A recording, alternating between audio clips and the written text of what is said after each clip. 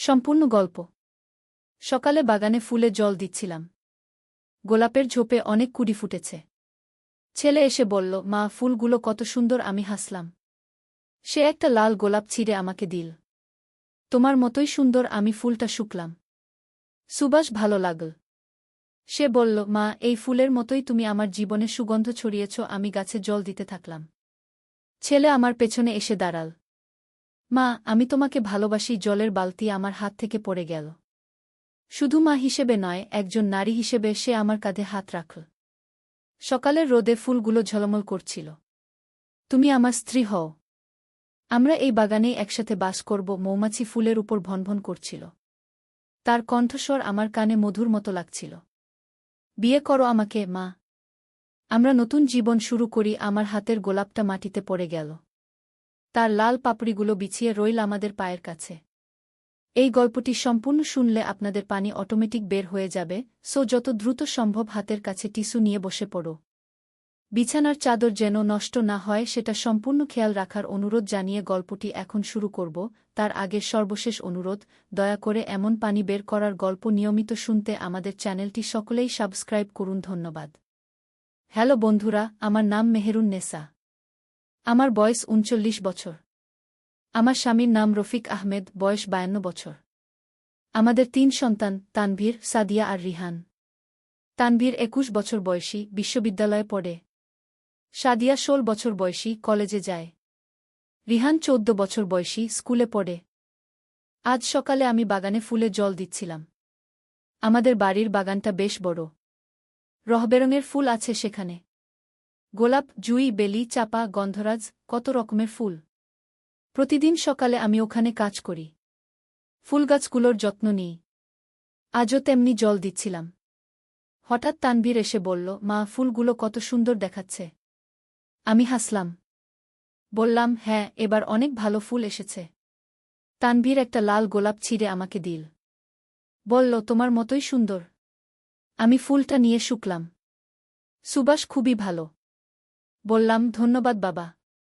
সে বলল, মা, এই ফুলের মতোই তুমি আমার জীবনে সুগন্ধ ছড়িয়েছ। আমি গাছে জল দিতে থাকলাম। তানভীর আমার পেছনে এসে দাঁড়াল। মা, আমি তোমাকে খুব ভালোবাসি। জলের বালতি আমার হাত থেকে পড়ে গেল। শুধু মা হিসেবে নয়, একজন নারী হিসেবেও সে আমার কাঁধে হাত রাখল। সকালের রোদ তখন ফুলগুলোর উপর পড়ে ঝলমল করছিল। তুমি আমার স্ত্রী হও। আমরা এই বাগানেই একসাথে বাস করব। মৌমাছিরা তখন ফুলের উপর ভনভন করছিল। তার কণ্ঠস্বর আমার কানে মধুর মতো লাগছিল। বিয়ে করো আমাকে, মা। আমরা নতুন জীবন শুরু করি। আমার হাতের গোলাপটা মাটিতে পড়ে গেল। তার লাল পাপড়িগুলো বিছিয়ে রইল আমাদের পায়ের কাছে। আমি ভ্যাবাচ্চাকা খেয়ে গেলাম। কি বলছে তানভীর? এ তো অসম্ভব কথা। আমি তো তার মা। সে আমার ছেলে। তাহলে সে কি বলছে? তানভীর, তুমি কি বলছ? আমি তো তোমার মা। আমি জানি মা। কিন্তু আমি তোমাকে ভালোবাসি। তোমাকে আমার স্ত্রী হিসেবে চাই। আমার মাথা ঘুরতে লাগল। এ কেমন কথা? ছেলে তার মাকে স্ত্রী হিসেবে চায়? তানভীর, তুমি পাগল হয়ে গেছ নাকি? এ কি বলছ তুমি? মা, আমি পাগল হইনি। আমি সত্যি তোমাকে ভালোবাসি। তোমার সাথে বিয়ে করতে চাই। আমি পিছিয়ে গেলাম। তানভীর, এ অন্যায়।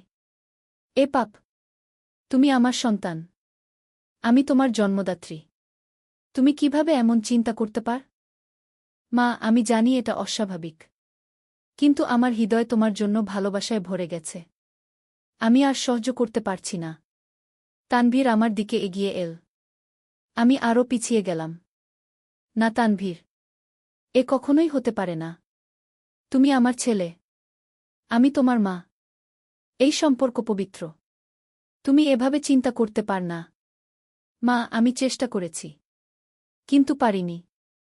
তোমার রূপ, তোমার গুণ, তোমার ভালোবাসা, সব কিছুই আমাকে মুগ্ধ করেছে।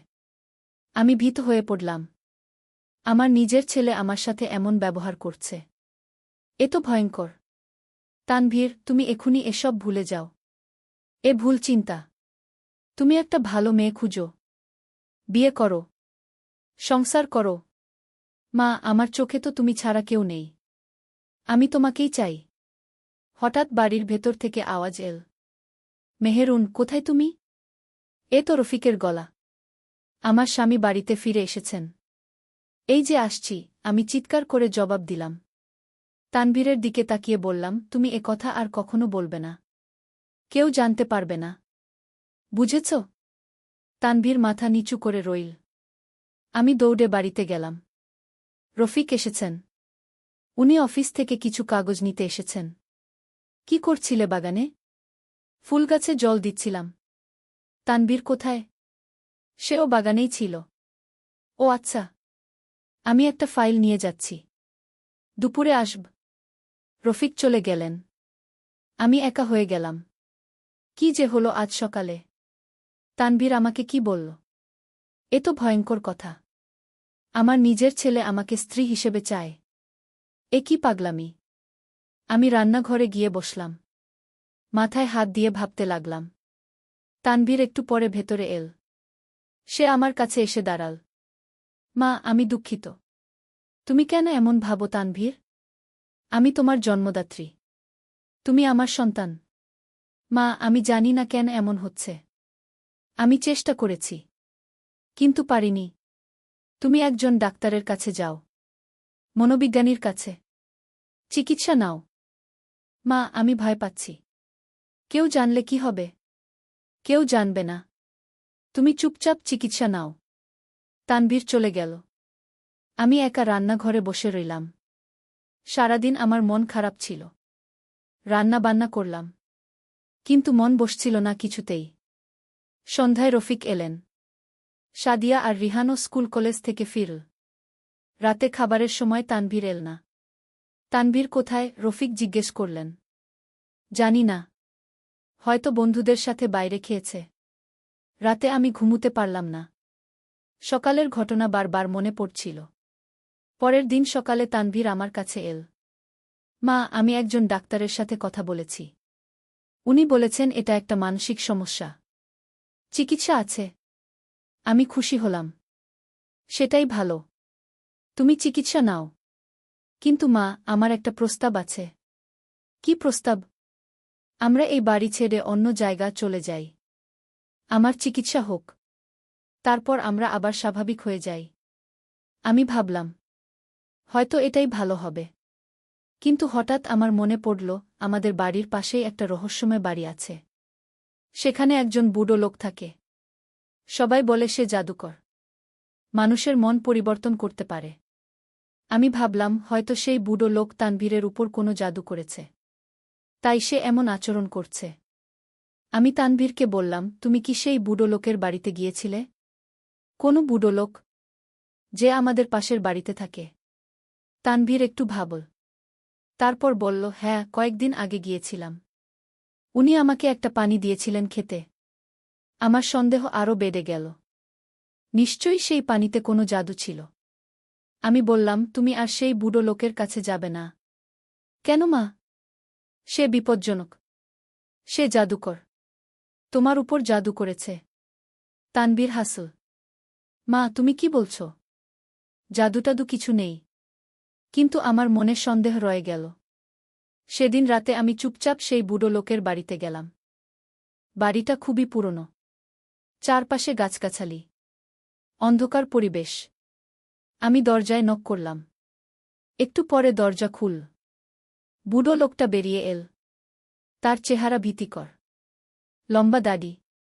ছোট চোখ। কি চান? সে জিজ্ঞেস করল। আমার ছেলে তানভীর আপনার কাছে এসেছিল। হ্যাঁ, এসেছিল। তো আপনি তাকে কি দিয়েছেন? বুড়ো লোকটা হাসল। কিছু বিশেষ পানি। সেই পানিতে কি ছিল? যা ছিল তা আপনার জানার দরকার নেই। আমি রাগ করলাম। আপনি আমার ছেলের ক্ষতি করেছেন। তার মন পরিবর্তন করে দিয়েছেন। আমি কোনো ক্ষতি করিনি। বরং আমি তার গোপন ইচ্ছা প্রকাশ করে দিয়েছি। কি মানে? আপনার ছেলে অনেক দিন ধরে আপনাকে ভালোবাসত। কিন্তু সে প্রকাশ করতে পারত না। আমি তাকে সাহস দিয়েছি। আমি চমকে গেলাম। এ কি বলছেন আপনি? সত্যি কথা। আপনার ছেলে আপনাকে মা হিসেবে নয়, একজন নারী হিসেবে ভালোবাসে। অনেক দিন ধরেই। আমার মাথা ঘুরতে লাগল। এ কি শুনছি? তাহলে আপনার জাদুর কারণে নয়? না, আমি শুধু তার মনের কথা প্রকাশ করার শক্তি দিয়েছি। আমি বুঝতে পারলাম না কি করব। ফিরে এলাম বাড়িতে। পরের কয়েকদিন তানভীর আমার সাথে স্বাভাবিক আচরণ করল। কিন্তু মাঝে মাঝে আমার দিকে অদ্ভুত চোখে তাকাত। একদিন সে আবার আমার কাছে এল। মা, আমি ডাক্তারের কাছে গিয়েছিলাম। উনি বলেছেন এটা প্রেমের একটা বিকৃত রূপ। তারপর উনি বলেছেন হয় আমি তোমাকে ভুলে যাই, নয়তো নয়তো তোমার সাথে শারীরিক সম্পর্ক স্থাপন করি। আমি চমকে উঠলাম। কি বলছো তুমি? মা, ডাক্তার বলেছেন এটা একটা মানসিক চাপ।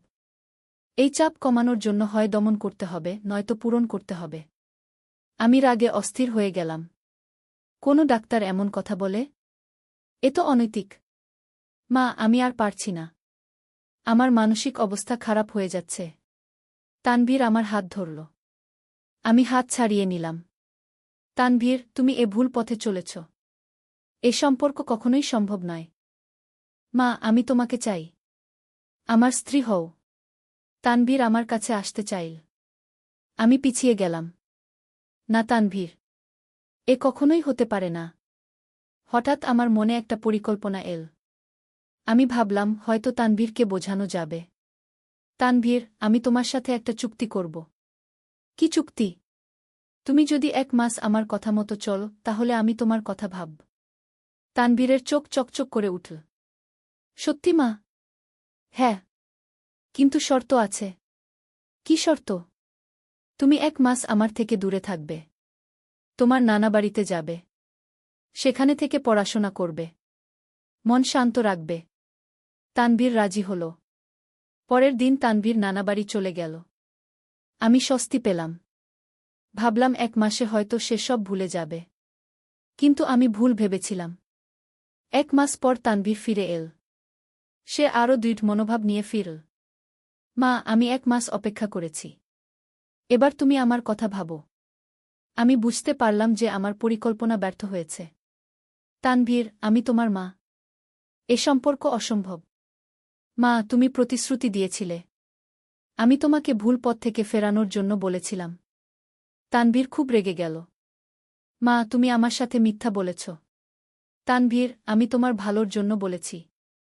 আমার ভালো কি তা আমিই জানি। তানভীর চলে গেল। আমি চিন্তায় পড়ে গেলাম। কয়েকদিন পর রফিক আমাকে জিজ্ঞেস করলেন, তানভীরের কি হয়েছে? সে খুব মন খারাপ রাখে। আমি কিছু বলতে পারলাম না। তানভীরের কথা রফিকের কাছে বলা যায় না। একদিন রাতে তানভীর আমার ঘরে এল। আমি তখন একা ছিলাম। রফিক ডিউটিতে গেছেন। মা, আমি আর পারছি না।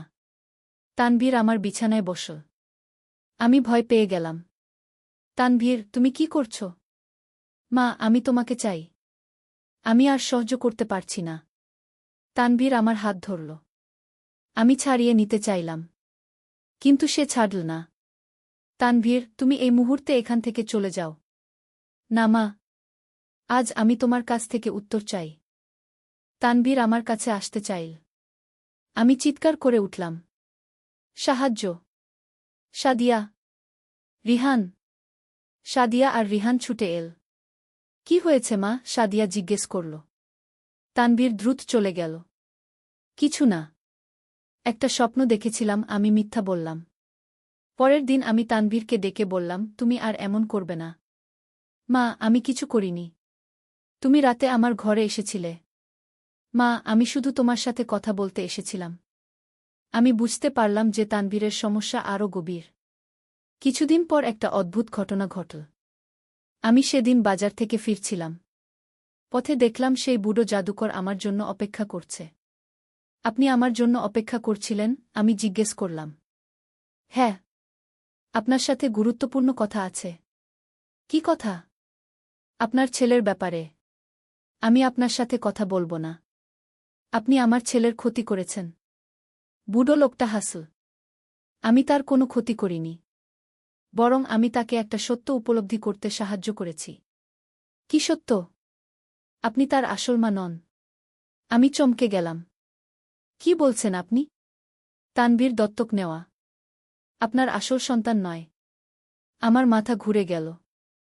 এ কি শুনছি? এ মিথ্যা কথা।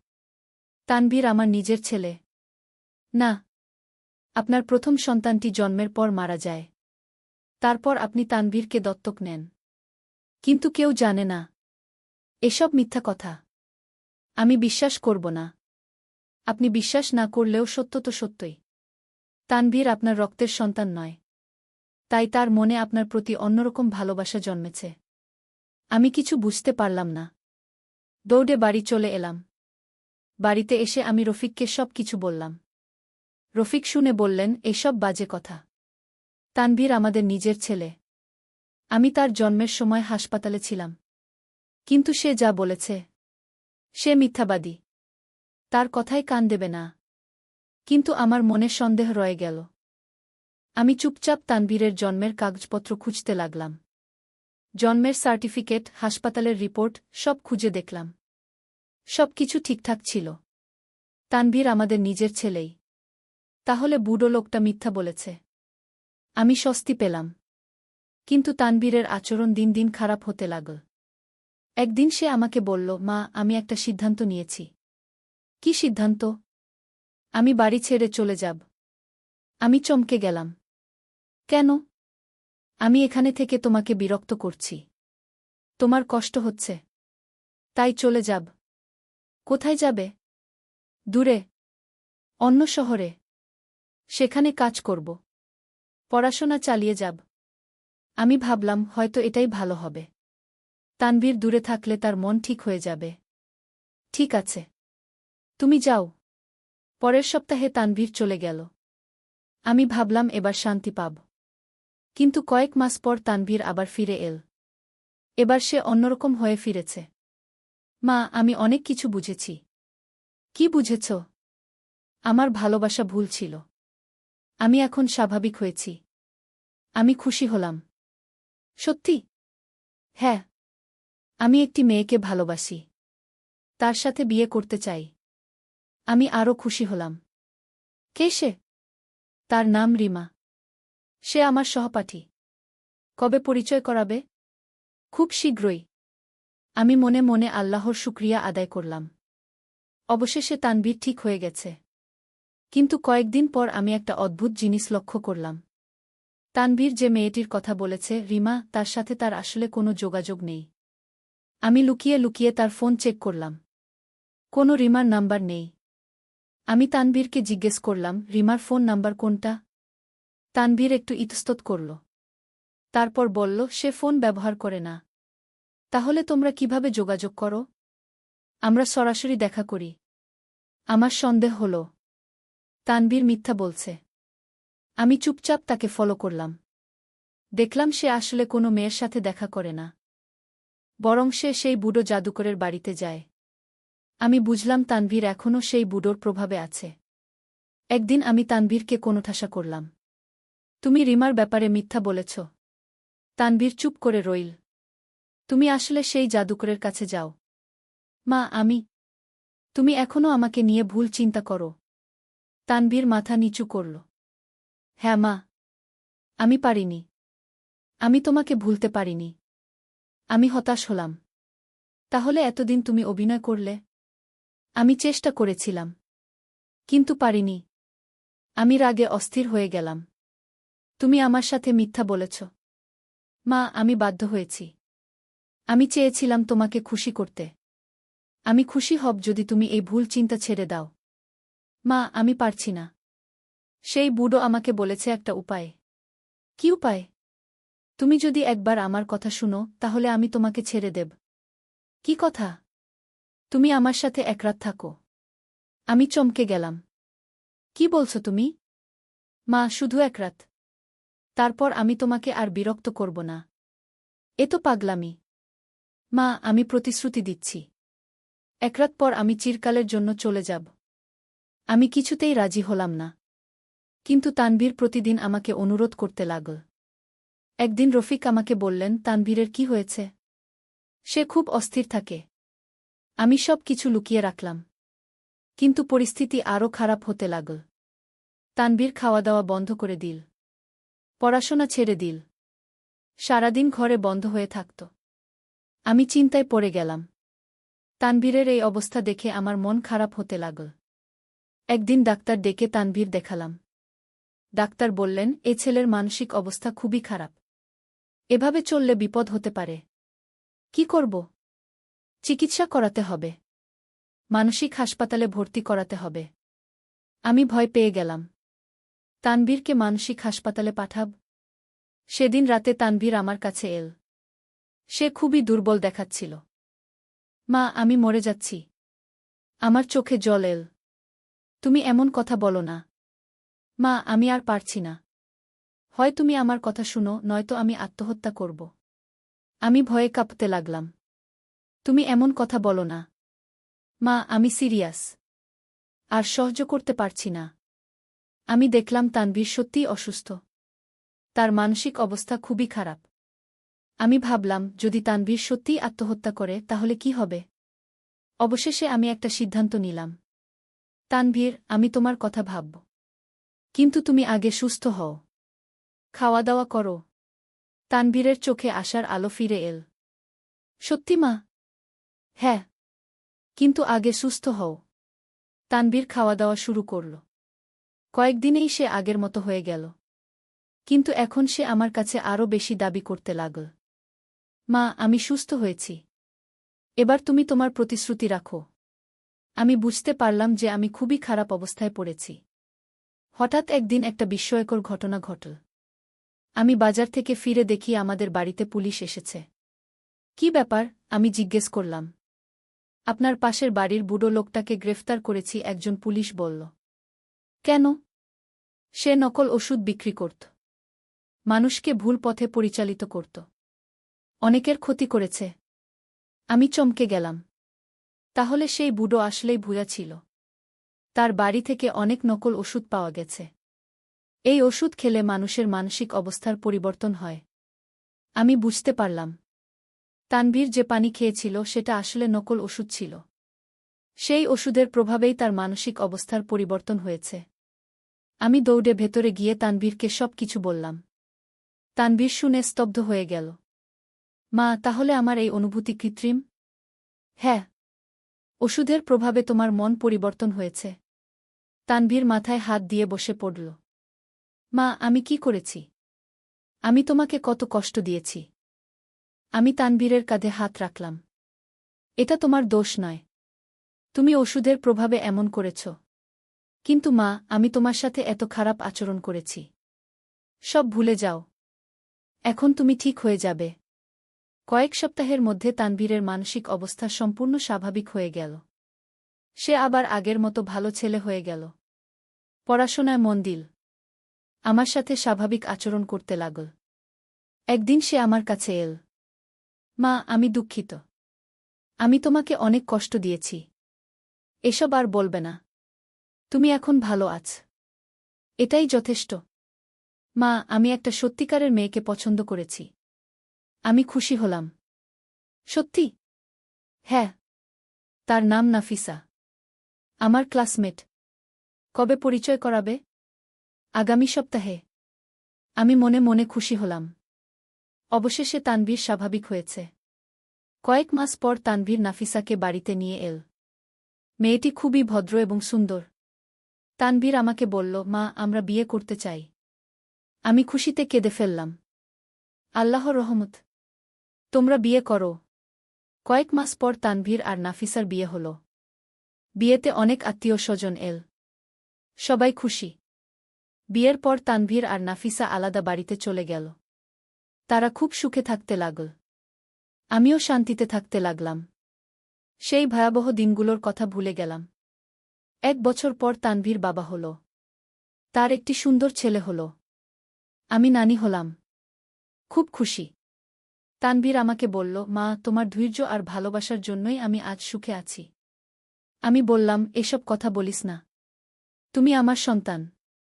তোমার ভালো হলেই আমার ভালো। এভাবে আমাদের পরিবারে আবার শান্তি ফিরে এল। সেই অন্ধকার দিনগুলো পার হয়ে গেল।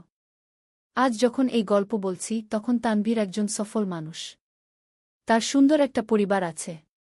সে আমাকে খুব ভালোবাসে, একজন মায়ের মতোই। এই গল্পের শিক্ষা হল, কখনো কখনো আমাদের জীবনে এমন কিছু ঘটনা ঘটে যা আমাদের ভুল পথে নিয়ে যায়। কিন্তু ধৈর্য আর বিচক্ষণতার সাথে সেই সমস্যার সমাধান করা যায়। তানভীরের ক্ষেত্রে সেই নকল ওষুধই ছিল সমস্যার মূল কারণ। সেই ওষুধের প্রভাব শেষ হওয়ার পর সে স্বাভাবিক হয়ে গেল। আমি আল্লাহর কাছে কৃতজ্ঞ যে সেই কঠিন সময়টা আমরা পার করতে পেরেছি। এখন আমার নাতিনাতনীদের সাথে সময় কাটাই। তানভীর প্রায়ই বাচ্চাদের নিয়ে আমার কাছে আসে। আমরা সবাই মিলে খুব আনন্দে থাকি। সেই বুড়ো ভণ্ড জাদুকর এখন জেলে। তার মতো আরও অনেক ভণ্ড আছে যারা মানুষকে বিভ্রান্ত করে। আমাদের সবার উচিত এদের থেকে সাবধান থাকা। আমার এই গল্পের মাধ্যমে আমি সবাইকে বলতে চাই, পরিবারের মধ্যে যদি কোনো সমস্যা হয় তাহলে ধৈর্য ধরে সমাধান করুন। কোনো ভণ্ড বা প্রতারকের ফাঁদে পড়বেন না। আর সবসময় আল্লাহর উপর ভরসা রাখুন। তিনি সব সমস্যার সমাধান করে দেবেন। এই ছিল আমার জীবনের সবচেয়ে কঠিন অধ্যায়ের কাহিনী। আশা করি আপনারা এই গল্প থেকে কিছু শিক্ষা নিতে পারবেন। বন্ধুরা, এই গল্পটি এখানেই শেষ। আশা করি আপনাদের ভালো লেগেছে। আমাদের চ্যানেলে আরও এরকম গল্প পাবেন। সবাই সাবস্ক্রাইব করুন আর ভালো থাকুন। একদিন আলী সাহেব সোহেলের অফিসে এলেন। সোহেল তাকে দেখে অবাক হয়ে গেল। স্যার, আপনি এখানে? হ্যাঁ সোহেল, তোমার অফিস একবার দেখতে চাইলাম। খুব সুন্দর হয়েছে গু। আলী সাহেব পুরো অফিস ঘুরে দেখলেন। কর্মচারীদের সাথে কথা বললেন। তারপর সোহেলের রুমে এসে বসলেন। সোহেল, তুমি অনেক দূর এসেছ। মনে আছে 7 বছর আগে তুমি যখন আমার অফিসে প্রথম এসেছিলে চা বানানোর কাজ করতে? হ্যাঁ স্যার, সব মনে আছে ইউ। আমি গর্বিত যে আমি তোমাকে একটা সুযোগ দিয়েছিলাম। আর তুমি সেই সুযোগকে কাজে লাগিয়েছ। জানো সফলতার মূল সূত্র কি? কি স্যার? কঠোর পরিশ্রম, সততা আর হাল না ছাড়া। তোমার মধ্যে এই 3টা গুণই আছে গু। সোহেল চোখে জল নিয়ে বলল, আপনি না থাকলে আজ আমি এখানে পৌঁছাতে পারতাম না স্যার। না সোহেল, আমি শুধু একটা দরজা খুলে দিয়েছিলাম। ভেতরে ঢুকে পথ তৈরি করেছ তুমি নিজে গু। আলী সাহেব চলে যাওয়ার আগে বললেন, আমার একটা বড় প্রজেক্ট আছে। একটা 20 ফ্লোর বিজনেস টাওয়ার। আমি চাই তুমি এই প্রজেক্টে আমার সাথে পার্টনার হও। 50-50। রাজি? সোহেল অবাক হয়ে গেল। এত বড় প্রজেক্ট? স্যার, আমার কি যথেষ্ট সামর্থ্য আছে? আছে। আমি বিশ্বাস করি সোহেল রাজি হয়ে গেল। এটা তার জীবনের সবচেয়ে বড় প্রজেক্ট হবে। 50 অধ্যায়, বড় চ্যালেঞ্জ। 20 ফ্লোর বিজনেস টাওয়ারের কাজ শুরু হল। এটা সোহেলের জীবনের সবচেয়ে বড় চ্যালেঞ্জ। প্রজেক্টের বাজেট প্রায় 10 করোড় টাকা। সোহেলকে 5 করোড় টাকা ইনভেস্ট করতে হবে। সোহেল তার সব সঞ্চয়ে, ব্যাংক লোন আর কিছু ইনভেস্টর থেকে টাকা জোগাড় করল। এটা একটা বিশাল ঝুঁকি। যদি প্রজেক্ট ব্যর্থ হয় সব শেষ। মিনা চিন্তিত ছিল। সোহেল, এত বড় ঝুঁকি নেওয়া ঠিক হবে? মিনা, জীবনে বড় কিছু করতে হলে ঝুঁকি নিতে হয়। আমি এই সুযোগ হাতছাড়া করতে চাই না গিয়ে। কিন্তু যদি কিছু ভুল হয়? ভুল হবে না। আমি আলী সাহেবের সাথে আছি। উনি আমাকে গাইড করবেন। প্রজেক্ট শুরু হল। প্রথম 6 মাস সব ভালোই চলছিল। কাজ সময়মতো হচ্ছে, বাজেট ঠিক আছে। কিন্তু 7 মাসের মাথায় একটা বড় সমস্যা দেখা দিল।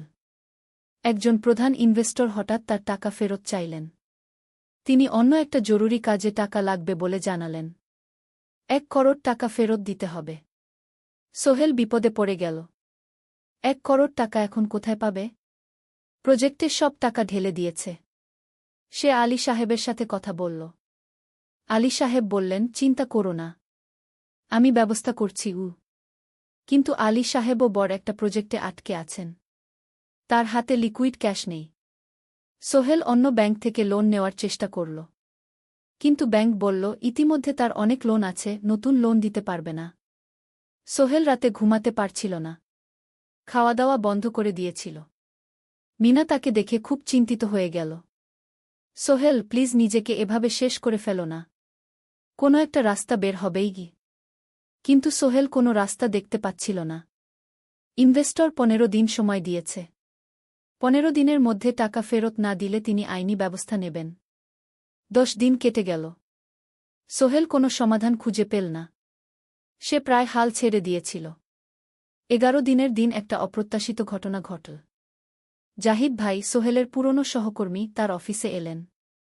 জাহিদ ভাই এখন একটা রিয়েল এস্টেট কোম্পানিতে সিনিয়র ম্যানেজার। সোহেল, আমি তোমার সমস্যার কথা শুনেছি গু। হ্যাঁ ভাই, আমি বিপদে পড়েছি গু। আমি তোমাকে সাহায্য করতে চাই। আমার কিছু সঞ্চয় আছে, 5 লাখ টাকা। তুমি নাও। সোহেল চোখে জল নিয়ে বলল, ভাই আমি কিছু বলার দরকার নেই। তুমি আমাকে অনেক কিছু শিখিয়েছ। তোমার কাছ থেকে পরিশ্রম আর সততা শিখেছি। এখন আমার পালা তোমাকে সাহায্য করার। জাহিদ ভাই চলে যাওয়ার পর আরও দুজন এলো। একজন সোহেলের পুরনো ক্লায়েন্ট, আরেকজন তার কর্মচারী। দুজন মিলে আরও 8 লাখ টাকা দিল। করিম মামা 20 লাখ টাকা ব্যবস্থা করলেন, তার কিছু বন্ধুদের কাছ থেকে ধার করে। মিনা তার সব গয়না বিক্রি করে 10 লাখ টাকা দিল। সবাই মিলে প্রায় 45 লাখ টাকা জোগাড় হল। বাকি 65 লাখ টাকা সোহেল তার অফিসের সব অ্যাসেট বিক্রি করে আর একটা প্রাইভেট ফিন্যান্স কোম্পানি থেকে উচ্চ সুদে লোন নিয়ে ব্যবস্থা করল। ঠিক 14 দিনের দিন সোহেল ইনভেস্টরকে 1 করোড় টাকা ফেরত দিল। ইনভেস্টর টাকা নিয়ে চলে গেলেন। সোহেল তার অফিসে ফিরে এসে চেয়ারে বসে কাঁদল। এত চাপ, এত টেনশন, সব যেন একসাথে বের হয়ে এলো। মিনা এসে তাকে জড়িয়ে ধরল। আমরা পেরেছি সোহেল, আমরা পেরেছি গু। ষোড়শ অধ্যায়, পুনরুদ্ধার। এই ঘটনার পর সোহেল আরও সাবধান হয়ে গেল। সে বুঝল, ব্যবসায় শুধু সাহস নয়, বুদ্ধিও লাগে। ঝুঁকি নিতে হয়, কিন্তু হিসাব করে। প্রজেক্ট চলতে থাকল। এবার সোহেল আরও সতর্কতার সাথে সবকিছু পরিচালনা করল। প্রতিটা খরচ হিসাব করল, প্রতিটা সিদ্ধান্ত ভেবেচিন্তে নিল। আরও 1 বছর পর 20 ফ্লোর বিজনেস টাওয়ার সম্পন্ন হল। চমৎকার বিল্ডিং, শহরের অন্যতম সুন্দর ভবন। বিল্ডিংয়ের উদ্বোধন অনুষ্ঠানে শহরের মেয়র এলেন। অনেক ব্যবসায়ী, সাংবাদিক এল। সোহেলের নাম পত্রিকায় ছাপা হল। স্বপ্নের শহরে এক তরুণ উদ্যোক্তার সফলতার গল্প। প্রজেক্ট থেকে সোহেলের লাভ হল প্রায় 2 করোড় টাকা। এই টাকা দিয়ে সে সব ঋণ শোধ করল। জাহিদ ভাইয়ের টাকা ফেরত দিল। করিম মামার ঋণ শোধ করল। যারা সাহায্য করেছিল সবাইকে টাকা ফেরত দিল। মিনার জন্য নতুন গয়না কিনল, আরও সুন্দর। তার মাকে গ্রামে একটা নতুন পাকা বাড়ি বানিয়ে দিল। মা কাঁদতে কাঁদতে বললেন, তোর বাবা বেঁচে থাকলে কত খুশি হতো। তুই আমার সব স্বপ্ন পূরণ করেছিস গে। সোহেল নিজেদের জন্য একটা ফ্ল্যাট কিনল। 4 রুমের ফ্ল্যাট, সমুদ্রের কাছে। এখন আর ভাড়া বাড়িতে থাকতে হয় না। সপ্তদশ অধ্যায়, প্রতিদান। সোহেল এখন একজন প্রতিষ্ঠিত উদ্যোক্তা। কিন্তু সে তার শেখ ভোলেনি। যে গ্রাম থেকে সে এসেছে, যারা তাকে সাহায্য করেছে, কাউকেই ভোলেনি। সে তার গ্রামে একটা স্কুল বানিয়ে দিল। সোহেল ফাউন্ডেশন স্কুল, গরিব ছেলেমেয়েরা ফ্রিতে পড়তে পারবে। ভালো শিক্ষক নিযোগ দিল। ভালো পড়াশোনার ব্যবস্থা করল। শহরে একটা ফ্রি মেডিকেল ক্লিনিক খুলল। গরিব মানুষরা ফ্রিতে চিকিৎসা পাবে। প্রতি বছর 10 জন মেধাবী কিন্তু গরিব ছাত্রছাত্রীকে স্কলারশিপ দেওয়া শুরু করল। তারা বিনামূল্যে পড়াশোনা করতে পারবে। একদিন একটা টিভি চ্যানেল সোহেলের ইন্টারভিউ নিতে এলো। আপনার সফলতার গোপন সূত্র কি? সোহেল একটু ভেবে বলল, কঠোর পরিশ্রম, সততা আর হাল না ছাড়া। এই 3টা জিনিস যদি কারো মধ্যে থাকে, সে যে কোনো কিছু অর্জন করতে পারে। আর সবচেয়ে বড় কথা, যারা আমাকে সাহায্য করেছে তাদের ছাড়া আমি কিছুই না। একা কেউ সফল হতে পারে না গি। আপনার পরবর্তী স্বপ্ন কি?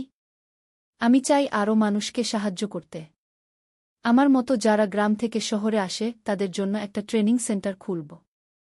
তারা সেখানে বিভিন্ন স্কিল শিখতে পারবে, চাকরি পাবে, নিজের পায়ে দাঁড়াতে পারবে। অষ্টাদশ অধ্যায়, নতুন প্রজন্ম। আরও 5 বছর কেটে গেল। সোহেল এখন 45 বছরের। তার মেয়ে সারা এখন 9 বছরের। স্কুলে ক্লাস 4-এ পড়ে। খুব মেধাবী মেয়ে। একদিন সারা বাবাকে জিজ্ঞেস করল, বাবা, তুমি কিভাবে এত বড় হলে? আমার বন্ধুরা বলে তুমি একজন সফল মানুষ গো। সোহেল তাকে কোলে নিয়ে বসল।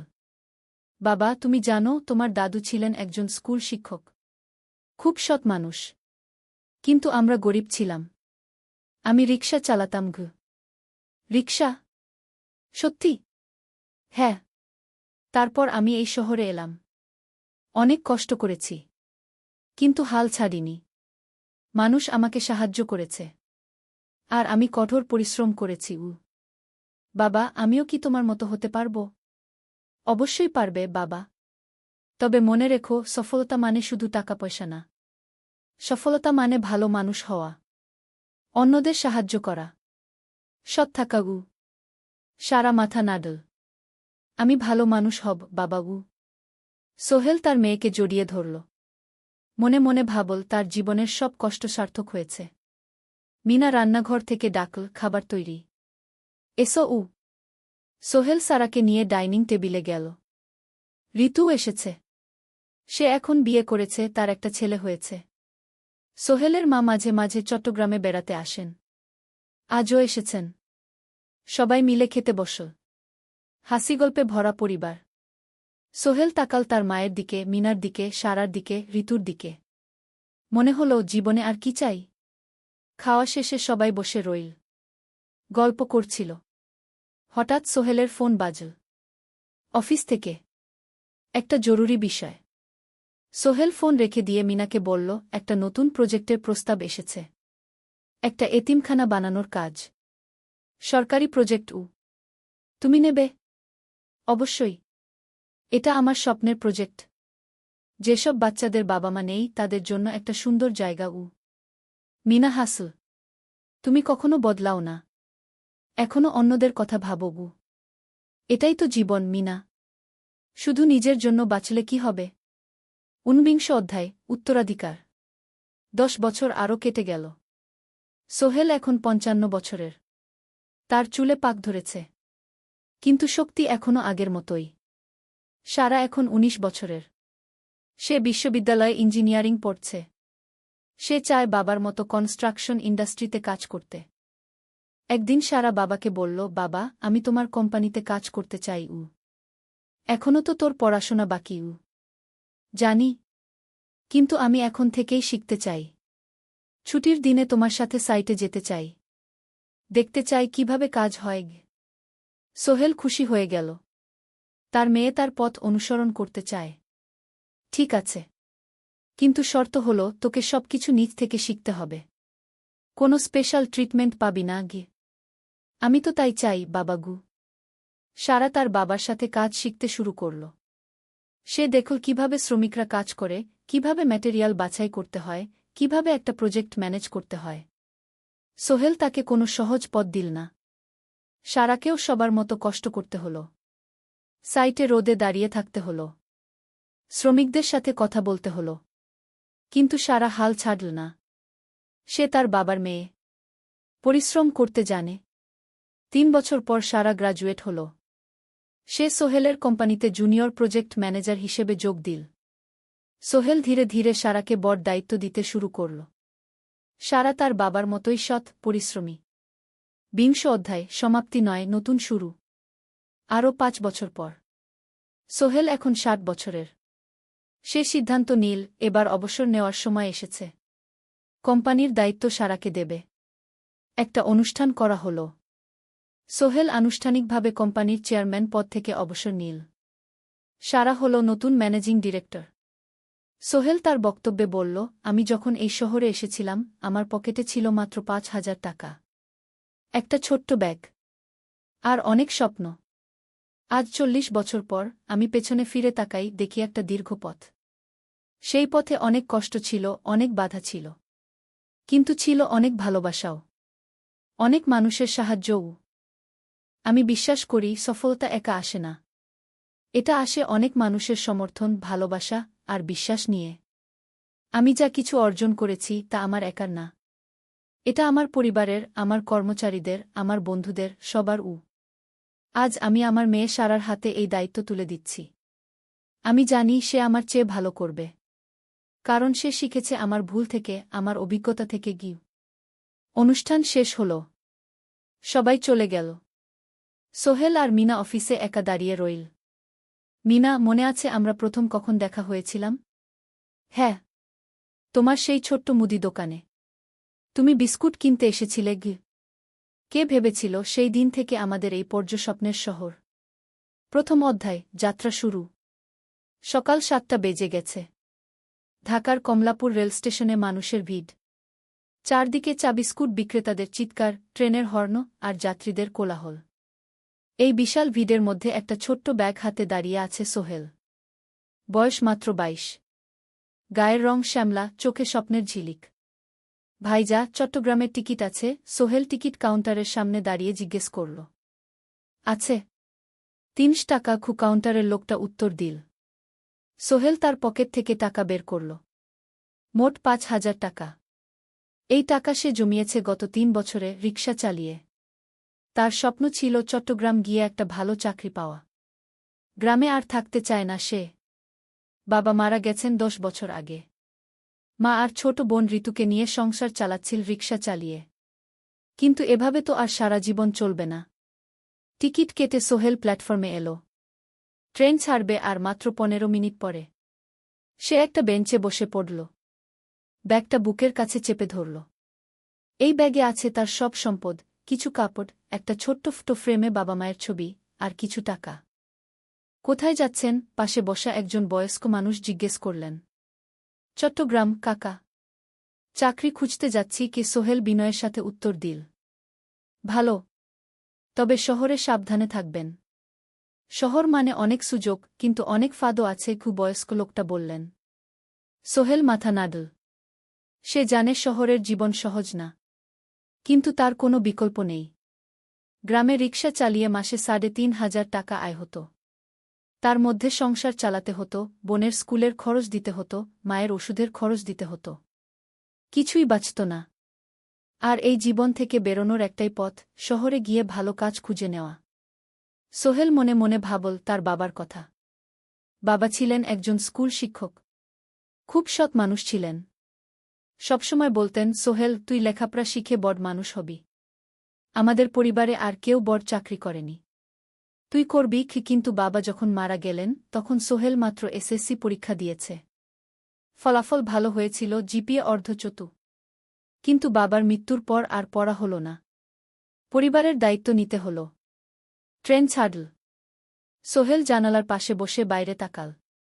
ধানক্ষেত, নদী, ছোট ছোট গ্রাম, সব পেছনে ফেলে ট্রেন এগিয়ে চল।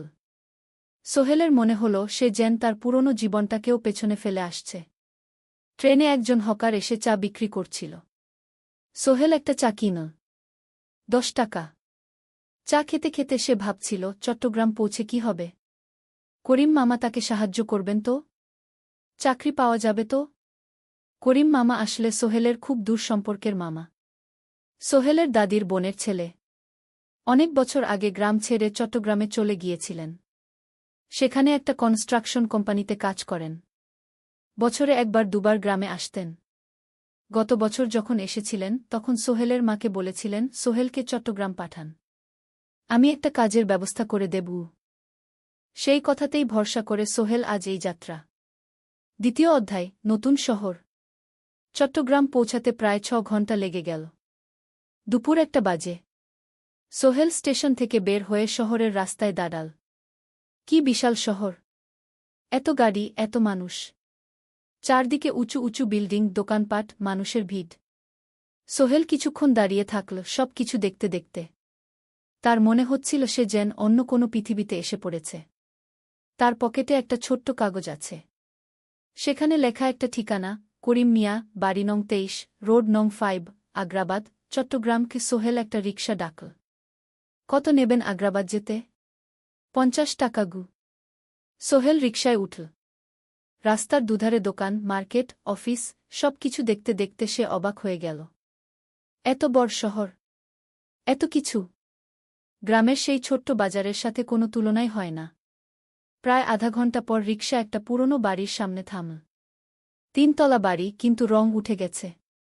সিঁড়ি দিয়ে উঠে ৩য় তলায় করিম মামার ফ্ল্যাটে নক করল। দরজা খুলল এক মধ্যবয়সী মহিলা। কে? আসসালামু আলাইকুম আপা। আমি সোহেল। নোয়াখালীর গ্রাম থেকে এসেছি। করিম মামা বাড়িতে আছেন? মহিলা তাকে মাথা থেকে পা পর্যন্ত দেখল। করিম তো অফিসে গেছে। তুমি কে? কোথা থেকে এসেছ? সোহেল সব খুলে বলল।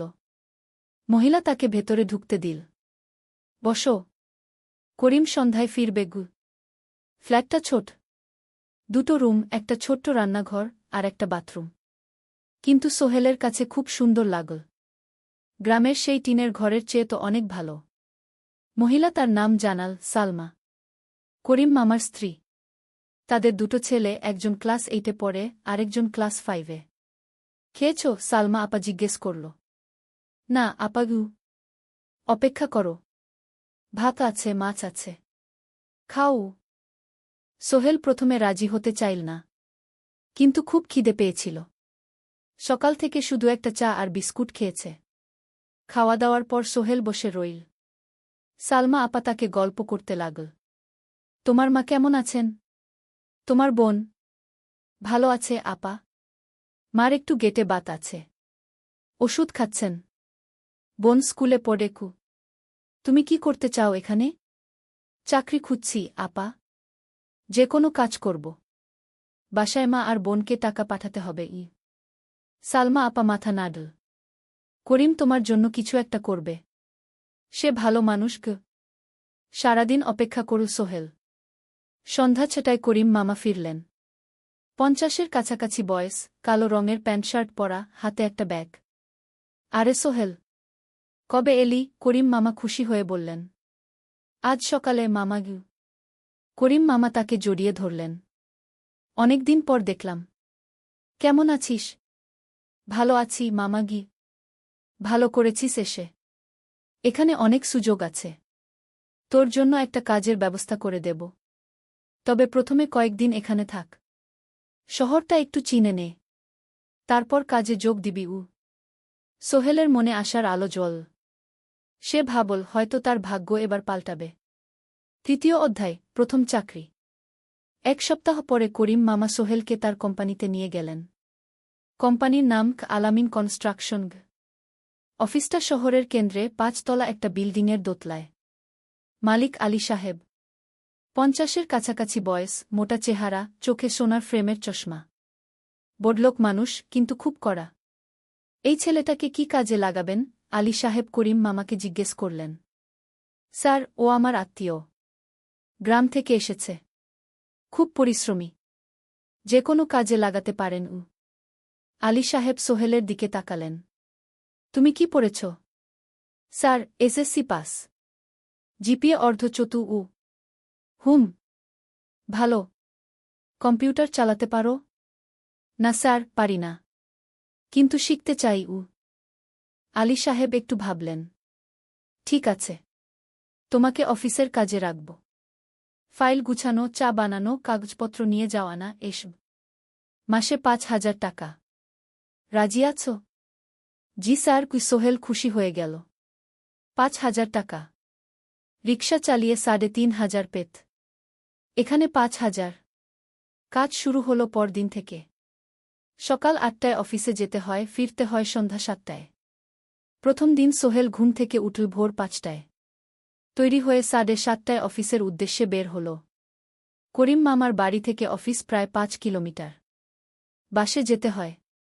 অফিসে পৌঁছে সোহেল দেখল সেই প্রথম আলী সাহেব এখনো আসেননি। অফিস খোলা ছিল না। 8-10 মিনিট পর একজন লোক এসে অফিস খুল। তুমি নতুন? জি। আমি সোহেল গু। আমি জাহিদ, অ্যাসিস্ট্যান্ট ম্যানেজার। এসো। জাহিদ ভাই সোহেলকে সব কিছু দেখাল। অফিসে মোট 6 জন কর্মচারী। 2 জন ইঞ্জিনিয়ার, একজন অ্যাকাউন্ট্যান্ট, একজন অ্যাসিস্ট্যান্ট ম্যানেজার, জাহিদ ভাই, একজন রিসেপশনিস্ট, আর এখন সোহেল। সোহেলের কাজ শুরু হলো চা বানানো দিয়ে। তারপর অফিস পরিষ্কার করা, ফাইল গুছানো, কাগজপত্র এক জায়গা থেকে আরেক জায়গায় নিয়ে যাওয়া। কাজ কঠিন না, কিন্তু সারাদিন দৌড়ঝাঁপ করতে হয়। দুপুরে খাবারের জন্য আধা ঘন্টা বিরতি। সোহেল একটা ছোট হোটেলে গিয়ে ভাতরাল তরকারি খেল। 50 টাকা। সন্ধ্যায় অফিস বন্ধ হল। সোহেল ক্লান্ত হয়ে বাসায় ফিরল। কেমন লাগল প্রথম দিন? করিম মামা জিজ্ঞেস করলেন। ভালো মামা। অনেক কিছু শিখলাম। প্রথম মাসের শেষে সোহেল বেতন পেল 5,000 টাকা। সে 3,000 টাকা মাকে পাঠাল। মা ফোনে কাঁদতে লাগলেন। আল্লাহ তোকে ভালো রাখুক সোহেল। সোহেলের চোখেও জল এলো। তার মনে হল সে একটা বড় কাজ করতে পেরেছে। চতুর্থ অধ্যায়, শহরের জীবন। 3 মাস কেটে গেল। সোহেল এখন শহরের সাথে মিশে গেছে। প্রতিদিন অফিসে যাওয়া আসার পথে সে দেখে হাজারো মানুষের জীবন। কেউ সফল, কেউ ব্যর্থ, কিন্তু সবাই চলছে নিজের পথে। সোহেল অফিসের কাজের পাশাপাশি কম্পিউটার শেখার চেষ্টা করছে। অফিসে একটা কম্পিউটার আছে। যখন কেউ ব্যবহার করে না, তখন সোহেল একটু একটু শিখার চেষ্টা করে। জাহিদ ভাই তাকে সাহায্য করেন। সোহেল, তুমি যদি কম্পিউটার ভালোভাবে শিখতে পারো, তাহলে তোমার ভবিষ্যৎ উজ্জ্বল। জাহিদ ভাই একদিন বললেন। কিভাবে শিখব ভাই? ট্রেনিং সেন্টারে যাও। সন্ধ্যায় ক্লাস আছে। মাসে 2000 টাকা লাগবে গি। সোহেল ভাবল, 2000 টাকা অনেক, কিন্তু এটা বিনিয়োগ, ভবিষ্যতের জন্য। সে একটা ট্রেনিং সেন্টারে ভর্তি হল। সপ্তাহে 3 দিন, সন্ধ্যা 7:30 থেকে রাত 9টা পর্যন্ত ক্লাস। কম্পিউটারের basic, MS Word, Excel, PowerPoint, internet ব্যবহার। একদিন অফিস থেকে ফেরার সময় সোহেল একটা দোকানে চা খেতে গেল। দোকানের পাশেই একটা ছোট্ট মুদি দোকান। সেখানে একটা মেয়ে বসে আছে। বয়স হবে 20-এর কাছাকাছি। সাদাসিধে চেহারা, সাদা শাড়ি পরা, কিন্তু চোখে এক ধরনের দৃঢ়তা। ভাইজা, 1 প্যাকেট বিস্কুট দেন কি? সোহেল বলল। মেয়েটা বিস্কুট দিল। 20 টাকা। সোহেল টাকা দিয়ে যাচ্ছিল, হঠাৎ মেয়েটা বলল, আপনি নতুন এসেছেন এই এলাকায়, তাই না?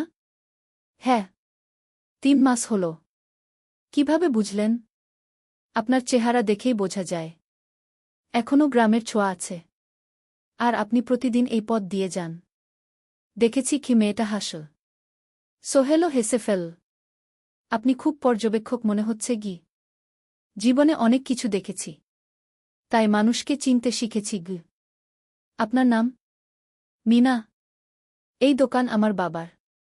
উনি অসুস্থ, তাই আমি দেখছি গু। সেদিন থেকে সোহেল প্রায়ই সেই দোকানে যেতে শুরু করল। মিনার সাথে গল্প করত। ধীরে ধীরে তাদের মধ্যে একটা বন্ধুত্ব তৈরি হল। মিনাও তার জীবনের গল্প বলল। মিনার মা মারা গেছেন যখন সে মাত্র 7 বছরের। বাবা আব্দুল হামিদ একা হাতে মিনাকে বড় করেছেন। মুদি দোকান দিয়ে সংসার চালান। মিনা কলেজে পড়ে, অনার্স 2nd ইয়ার। সকালে কলেজে যায়, দুপুরে ফিরে এসে দোকান সামলায়। বাবার হার্টের সমস্যা আছে, তাই ভারী কাজ করতে পারেন না। তোমার স্বপ্ন কি? একদিন সোহেল জিজ্ঞেস করল। গ্র্যাজুয়েশন শেষ করে একটা ভালো চাকরি করব। তারপর বাবাকে ভালো চিকিৎসা করাব। তুমি? আমিও চাকরি করে পরিবারকে ভালোভাবে দেখভাল করতে চাই। মা আর বোনকে নিয়ে শহরে আনব একদিন গু। দুজনেই নিজেদের স্বপ্নের কথা বলতে গিয়ে বুঝল তাদের স্বপ্ন অনেকটা একই রকম। 5ম অধ্যায়, বিপদ। 6 মাস কেটে গেল। সোহেল এখন আলী সাহেবের খুব প্রিয় কর্মচারী। সে শুধু চা বিস্কুট দেওয়ার কাজই করে না, এখন কম্পিউটারেও কিছু কাজ শিখেছে। ছোটখাটো টাইপিং, ডেটা এন্ট্রি, এসব করতে পারে। আলী সাহেব খুশি হয়ে তার বেতন বাড়িয়ে 8000 টাকা করে দিয়েছেন। একদিন রাতে সোহেল অফিস থেকে ফিরছিল। সেদিন একটু দেরি হয়ে গেছে। রাত প্রায় 9টা। সাধারণত সোহেল সন্ধ্যা 7:30টায় ফিরে। কিন্তু সেদিন অফিসে একটা জরুরি কাজ ছিল। বাস থেকে নেমে সোহেল বাড়ির দিকে হাঁটছিল। হঠাৎ একটা অন্ধকার গলিতে 3 জন লোক তাকে ঘিরে ধরল। তাদের চেহারা দেখেই বোঝা যাচ্ছিল ভালো উদ্দেশ্য নিয়ে আসেনি। টাকা দে তাড়াতাড়ি, একজন বলল। তার হাতে একটা ছুরি। সোহেল ভয় পেয়ে গেল। ভাই, আমার কাছে খুব কম টাকা আছে গি। যা আছে দে, তাড়াতাড়ি করো। সোহেল কাঁপতে কাঁপতে তার পকেট থেকে 5 টাকা বের করে দিল। এই টাকা দিয়ে সে বাজার করবে ভেবেছিল। কিন্তু ছিনতাইকারীরা সন্তুষ্ট হল না। শুধু 5 টাকা? তোর ব্যাগে কি আছে? তারা সোহেলের ব্যাগ কেড়ে নিল। ব্যাগে ছিল তার মোবাইল, কম্পিউটার ট্রেনিং সেন্টারের সার্টিফিকেট আর কিছু গুরুত্বপূর্ণ কাগজপত্র। না ভাই, ব্যাগটা ফেরত দেন। ওতে আমার জরুরি জিনিস আছে। মোবাইল নিয়ে নেন, কিন্তু ব্যাগটা দেন গু। কিন্তু ওরা শুনল না। একজন সোহেলকে জোরে ধাক্কা দিল। সোহেল পড়ে গেল।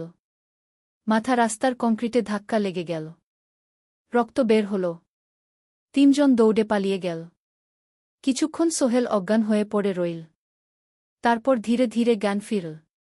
মাথায় প্রচণ্ড ব্যথা। সে উঠে দাঁড়ানোর চেষ্টা করল, কিন্তু মাথা ঘুরছিল। কোনোমতে একটা দেয়াল ধরে দাঁড়াল। একজন পথচারী তাকে দেখে থামল। কি হয়েছে ভাই? ছিনতাই হয়েছে কি? এসো, আমি তোমাকে হাসপাতালে নিয়ে যাই। কিন্তু সোহেল রাজি হল না। না, ঠিক আছি, বাড়ি যেতে পারব।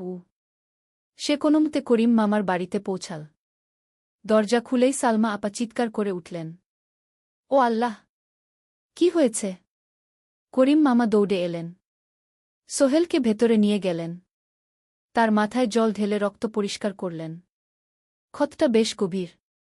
হাসপাতালে যেতে হবে কি? করিম মামা বললেন। তারা একটা অটোরিকশা নিয়ে নিকটস্থ হাসপাতালে গেলেন। ডাক্তার সোহেলের মাথায় 3টা সেলাই দিলেন। বলল, 1 সপ্তাহ বিশ্রাম নিতে হবে। কোনো ভারী কাজ করা যাবে না। হাসপাতাল থেকে ফিরে সোহেল শুয়ে রইল। তার মনে হচ্ছিল সবকিছু শেষ হয়ে গেছে। মোবাইল চলে গেছে, গুরুত্বপূর্ণ কাগজপত্র চলে গেছে। এখন 1 সপ্তাহ অফিস করতে পারবে না। পরদিন সকালে করিম মামা আলী সাহেবকে ফোন করে সব জানালেন। আলী সাহেব বললেন, ঠিক আছে, সোহেল ভালো হয়ে এলে আসবে, চিন্তার কিছু নেই গি। মিনা যখন এই খবর শুনল, সে সন্ধ্যায় সোহেলকে দেখতে এল করিম মামার বাড়িতে। সাথে এনেছিল কিছু ফল। কি হয়েছিল? মিনা চিন্তিত গলায় জিজ্ঞেস করল। সোহেল সব বলল। মিনা রেগে গেল। এই শহরে এখন অনেক অপরাধ বেড়ে গেছে। পুলিশ কিছু করে না। তুমি পুলিশে রিপোর্ট করেছ? না, লাভ নেই। তবুও করা উচিত। তোমার মোবাইলটা হয়তো খুঁজে পাওয়া যাবে কি। করিম মামা সোহেলকে নিয়ে পুলিশ স্টেশনে গেলেন। জেনারেল ডায়েরি করলেন। কিন্তু পুলিশ খুব একটা আশা দিল না। দেখি কিছু করা যায় কিনা গু। সোহেল বুঝল মোবাইল আর ফিরবে না। সেই 1 সপ্তাহ সোহেলের জীবনের সবচেয়ে কঠিন সময় ছিল। সে শুধু শারীরিকভাবেই ক্ষতিগ্রস্ত হয়নি, মানসিকভাবেও ভেঙে পড়েছিল। প্রতিরাতে দুঃস্বপ্ন দেখত। সেই 3 জন ছিনতাইকারীর মুখ ভুলতে পারছিল না। মিনা প্রায় প্রতিদিন আসত। তাকে সাহস দিত। তুমি হাল ছেড়ো না সোহেল। জীবনে এরকম খারাপ সময় আসে, কিন্তু এটা কাটিয়ে ওঠাই হলো আসল বীরত্ব। সোহেলের মা গ্রাম থেকে ফোন করতেন, করিম মামার মোবাইল থেকে। তুই ভালো আছিস তো? সোহেল মাকে সব সত্যি বলেনি। শুধু বলেছে, হ্যাঁ মা, ভালো আছি। একটু জ্বর হয়েছিল, এখন ভালো। 1 সপ্তাহ পর সোহেল আবার অফিসে গেল। আলী সাহেব তাকে দেখে খুশি হলেন। কেমন আছো? ভালো আছি স্যার। ঠিক আছে, তবে প্রথম কয়েকদিন হালকা কাজ করবে গু। সোহেল আবার কাজে মন দিল। কিন্তু একটা জিনিস তাকে খুব কষ্ট দিচ্ছিল, তার মোবাইল নেই। মায়ের সাথে কথা বলতে পারছে না নিয়মিত। করিম মামার মোবাইল চাইতে সংকোচ লাগে। একদিন জাহিদ ভাই তাকে ডাকলেন। সোহেল, আমার একটা পুরনো মোবাইল আছে, তুমি ব্যবহার করো? না ভাই, আমি নাও, আমার কাজে লাগছে না, তুমি রাখো গু। সোহেল কৃতজ্ঞতায় প্রায় কেঁদে ফেল। ধন্যবাদ ভাই। মোবাইল পেয়ে সোহেল প্রথমেই মাকে ফোন করল। মা খুব খুশি হলেন। এতদিন ফোন করিসনি কেন? মা, মোবাইলটা নষ্ট হয়ে গিয়েছিল, নতুন নিয়েছি। মায়ের গলায় স্বস্তি ফুটে উঠল। 6ষ্ঠ অধ্যায়, নতুন সুযোগ। আরও 3 মাস কেটে গেল। সোহেল পুরোপুরি সুস্থ হয়ে গেছে। তার জীবন আবার স্বাভাবিক হয়ে এসেছে। সে এখন কম্পিউটার ট্রেনিং শেষ করেছে, সার্টিফিকেট পেয়েছে। কিন্তু একটা ঘটনা তার জীবনে বড় পরিবর্তন নিয়ে এলো। একদিন সকালে আলী সাহেব তাকে ডাকলেন। সোহেল, বসো। সোহেল বসল। মনে একটু ভয় লাগছিল। আলী সাহেব কি তাকে বকবেন? সোহেল, তুমি তো এখন কম্পিউটার চালাতে পারো? জি স্যার, একটু একটু শিখেছি। ভালো, আমি তোমার কাজ দেখছি। তুমি খুব পরিশ্রমী আর সৎ। আমাদের কোম্পানিতে এরকম মানুষের দরকার গু। সোহেল কিছু বুঝতে পারছিল না। আমি তোমাকে একটা সুযোগ দিতে চাই। আমাদের কোম্পানি একটা ট্রেনিং প্রোগ্রাম চালু করছে নতুন কর্মচারীদের জন্য। 6 মাসের কোর্স। কম্পিউটার অ্যাকাউন্টিং, ভবন নির্মাণের হিসাব নিকাশ, প্রজেক্ট ম্যানেজমেন্ট সব শিখবে। কোম্পানি সব খরচ দেবে। ট্রেনিংয়ের সময় তোমার বেতনও চলবে। রাজি আছো? সোহেল বিশ্বাস করতে পারছিল না। স্যার, সত্যি? আমাকে এত বড় সুযোগ দিচ্ছেন? হ্যাঁ। তুমি ভালো ছেলে, পরিশ্রমী। আমি তোমাকে এগিয়ে দিতে চাই। ভবিষ্যতে তুমি এই কোম্পানির একজন গুরুত্বপূর্ণ কর্মচারী হবে। সোহেল কৃতজ্ঞতায় প্রায় কেঁদে ফেল। ধন্যবাদ স্যার। আমি কঠোর পরিশ্রম করব। আমি জানি। সেদিন সন্ধ্যায় সোহেল মিনার দোকানে গেল। মিনাকে খবরটা দিল। মিনা খুব খুশি হল। তার চোখে জল এসে গেল। তুমি পারবে সোহেল। আমি জানি। সোহেল তার মা আর বোনকেও ফোন করে খবরটা দিল। মা কাঁদতে লাগলেন। তোর বাবা বেঁচে থাকলে কত খুশি হতো। ট্রেনিং শুরু হলো পরের মাস থেকে। প্রতিদিন সকালে 3 ঘন্টা ক্লাস, তারপর বাকি সময় অফিসের কাজ। ক্লাসে 5 জন নতুন কর্মচারী। সবাই তরুণ, উৎসাহী। শিক্ষক ছিলেন একজন অভিজ্ঞ ইঞ্জিনিয়ার। নাম রহিম স্যার। তিনি খুব ভালোভাবে সব কিছু বুঝাতেন। কম্পিউটার অ্যাকাউন্টিং, এক্সেলে জটিল ক্যালকুলেশন, প্রজেক্টের বাজেট তৈরি, সময় ব্যবস্থাপনা সব। সোহেল পুরো মনোযোগ দিয়ে শিখতে লাগল। সন্ধ্যায় বাড়ি ফিরে প্র্যাকটিস করত। করিম মামার ছেলের কাছ থেকে একটা ল্যাপটপ ধার নিত কখনো কখনো। 6 মাস পরে ট্রেনিং শেষ হল। সবাই সার্টিফিকেট পেল। আলী সাহেব একটা অনুষ্ঠান করলেন। সোহেল সেরা পারফর্মার হিসেবে একটা বিশেষ পুরস্কার পেল, 5,000 টাকা বোনাস। আলী সাহেব ঘোষণা করলেন, সোহেল, আজ থেকে তুমি আমাদের জুনিয়র অ্যাকাউন্ট অ্যাসিস্ট্যান্ট। তোমার বেতন 15,000 টাকা। সোহেল অবাক হয়ে গেল। 8,000 থেকে 15,000, প্রায় দ্বিগুণ। সেদিন রাতে সোহেল ঘুমাতেই পারল না। খুশিতে, উত্তেজনায় তার চোখে ঘুম নেই। সে ভাবল তার জীবন কিভাবে বদলে যাচ্ছে। 2 বছর আগে যে রিকশা চালাত, আজ সে একটা নামকরা কোম্পানির অ্যাকাউন্ট অ্যাসিস্ট্যান্ট। 7ম অধ্যায়, প্রেম ও প্রস্তাব। 1.5 বছর হয়ে গেল সোহেলের চট্টগ্রাম আসার। সে এখন একজন সফল যুবক। তার মা গ্রামে খুব খুশি। প্রতি মাসে সোহেল 10,000 টাকা পাঠায়। ছোট বোন ঋতু এখন কলেজে ভর্তি হয়েছে সোহেলের পাঠানো টাকায়। মায়ের চিকিৎসাও ভালোভাবে হচ্ছে। মিনার সাথে সোহেলের সম্পর্ক এখন আর শুধু বন্ধুত্ব নয়। দুজন দুজনকে ভালোবাসে। কিন্তু কেউ কাউকে সরাসরি বলার সাহস পায়নি। প্রতিদিন দেখা হয়, গল্প হয়, কিন্তু সেই একটা কথা বলা হয়ে ওঠে না। একদিন শুক্রবার ছুটির দিন। সোহেল মিনাকে বলল, আজ কি একটু ঘুরতে যাবে? কোথায়? পতেঙ্গা বিচ। তুমি কি কখনো গেছ? না। কিন্তু আমার দোকান। শুক্রবার। তোমার বাবা সামলাবে। মিনা রাজি হয়ে গেল। দুপুরে দুজনে বাস নিয়ে পতেঙ্গা গেল। সমুদ্র দেখে মিনা অবাক হয়ে গেল। কি সুন্দর! দুজনে বালিতে বসল। ঢেউয়ের শব্দ শুনতে শুনতে গল্প করছিল। হঠাৎ সোহেল বলল, মিনা, তোমার সাথে কিছু বলার ছিল। বলো। সোহেল একটা লম্বা শ্বাস নিল। তুমি জানো, আমি তোমাকে ভালোবাসি। মিনা হাসল। তার চোখ ভিজে গেল। জানি। আমিও তোমাকে ভালোবাসি সোহেল। সোহেল অবাক হয়ে গেল। সত্যি? হ্যাঁ। অনেকদিন ধরেই জানি। তুমি আমার জীবনে এসে সব কিছু বদলে দিয়েছ। তোমার সাথে থাকলে আমার মনে হয় আমি যে কোনো কিছু করতে পারব। দুজনে কিছুক্ষণ চুপ করে বসে রইল। সমুদ্রের ঢেউ এসে পায়ে লাগছিল। সূর্য পশ্চিমে ঢলে পড়ছে। আকাশ লালকুমলা হয়ে গেছে। কিন্তু আমার বাবার সাথে কথা বলতে হবে, কি মিনা বলল। আমি তৈরি। যখন বলবে তখন বলব। পরের সপ্তাহে সোহেল মিনার বাবার সাথে কথা বলল। আব্দুল হামিদ সাহেব প্রথমে একটু দ্বিধা করলেন। তুমি কোনো পরিবারের ছেলে? তোমার বাবা কি করতেন? সোহেল সব সত্যি বলল। তার বাবা ছিলেন স্কুল শিক্ষক। মারা গেছেন 10 বছর আগে। মা গ্রামে থাকেন। ছোট বোন কলেজে পড়ে। তুমি নিজে কি করো? আমি আলামিন কনস্ট্রাকশন কোম্পানিতে জুনিয়র অ্যাকাউন্ট অ্যাসিস্ট্যান্ট। মাসে 15,000 টাকা বেতন। আব্দুল হামিদ সাহেব ভাবলেন। তারপর বললেন, দেখো মিনা আমার একমাত্র সন্তান। তার মা নেই। আমি একা তাকে বড় করেছি। আমি চাই মিনা একজন ভালো ছেলের সাথে বিয়ে হোক।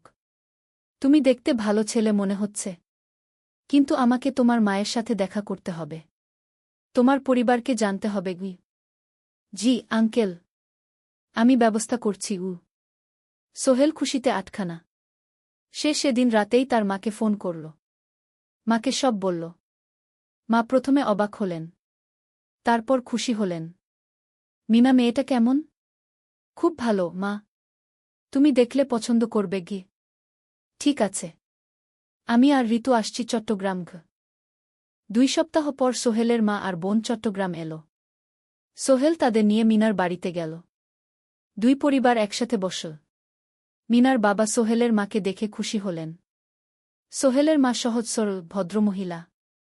আপনার ছেলে খুব ভালো, মিনা তাকে পছন্দ করে। আমিও রাজি। আব্দুল হামিদ সাহেব বললেন, আমার সোহেল সৎ ছেলে, মিনাকে খুব ভালোবাসে। আমি জানি ও মিনাকে সুখে রাখবে। কি সোহেলের মা বললেন। বিয়ের তারিখ ঠিক হল 3 মাস পর। এই 3 মাসে সোহেল যথেষ্ট টাকা জমাবে। বিয়ে হবে সাদামাটা কিন্তু সুন্দর। 8ম অধ্যায়, নতুন পথ। 3 মাস কেটে গেল দ্রুত। সোহেল প্রতিদিন কঠোর পরিশ্রম করছিল। অফিসে তার কাজের প্রশংসা হচ্ছে। আলী সাহেব তাকে এখন ছোটখাটো প্রজেক্টের হিসাব দেখতে দিচ্ছেন। সোহেল তার সঞ্চিত টাকা দিয়ে বিয়ের আয়োজন করল।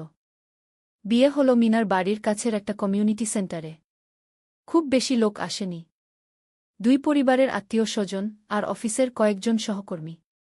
কিন্তু অনুষ্ঠান ছিল খুব সুন্দর। সোহেল যখন মিনাকে বিয়ের পোশাকে দেখল, তার মনে হল পৃথিবীর সবচেয়ে সুন্দর মেয়ে সে। লাল শাড়ি পরা, মুখে হালকা মেকআপ, কিন্তু তার স্বাভাবিক সৌন্দর্য ছিল আসল। বিয়ের পর সোহেল একটা ছোট্ট ফ্ল্যাট ভাড়া নিল। 2 রুমের ফ্ল্যাট, মাসে ভাড়া 5,000 টাকা। মিনা এখনও তার পড়াশোনা চালিয়ে যাচ্ছে। আরও 1 বছর বাকি গ্র্যাজুয়েশন শেষ হতে। সোহেলের মা আর বোন গ্রামে ফিরে গেল। মা বলে গেলেন, সোহেল, মিনাকে ভালো রাখিস। মেয়েরা অনেক ত্যাগ করে সংসার করতে। জানি মা। নতুন জীবন শুরু হল।